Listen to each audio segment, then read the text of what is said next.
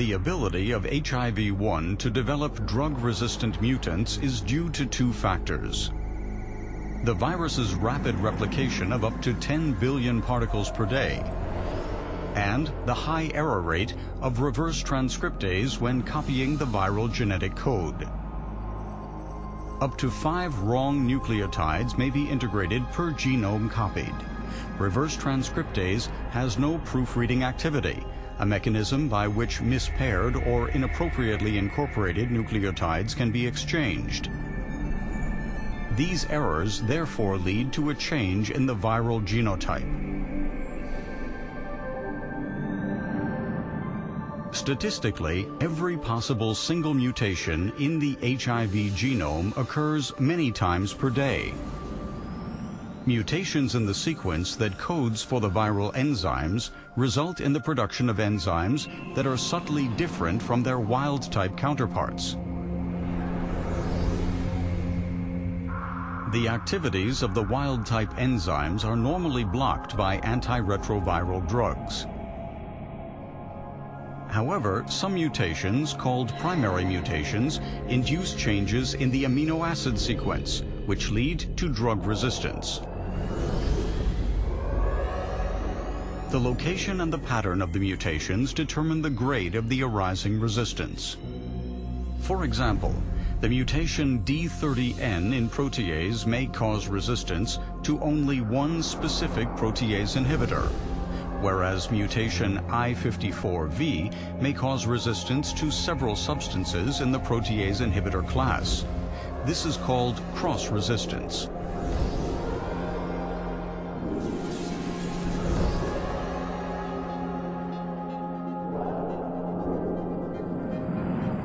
With second-generation antiretrovirals, resistance is less likely to develop. They require the accumulation of several specific mutations to become inefficient.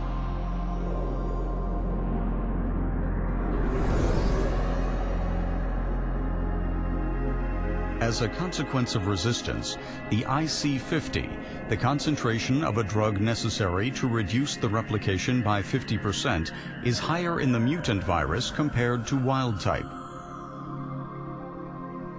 The difference in replication between wild type and mutant virus is called change in IC50. Because primary mutations decrease the fitness of the mutant virus, in the absence of drug therapy, the wild-type, unmutated virus dominates the population. Mutants still emerge, but mutated viruses are less fit and persist only at low levels. The initiation of drug therapy exerts a selective pressure on the virus population. Wild-type virus is prevented from replicating. The viral load decreases.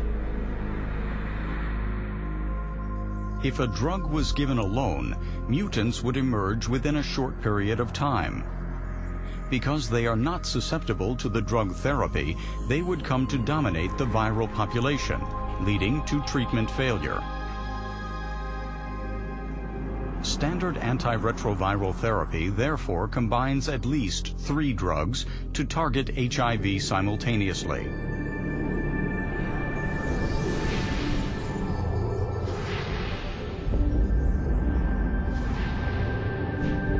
Multiple mutations in different enzymes would be required for resistance to all drugs in the regimen.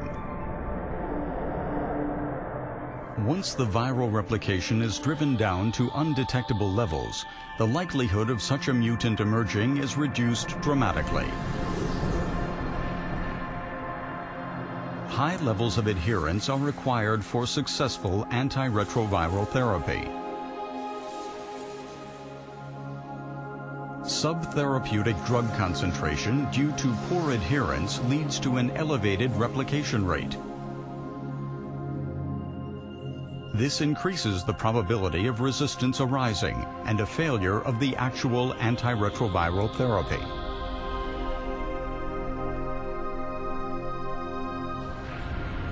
Improved drugs combine ease of administration and high potency against mutant viruses to help patients control the HIV infection.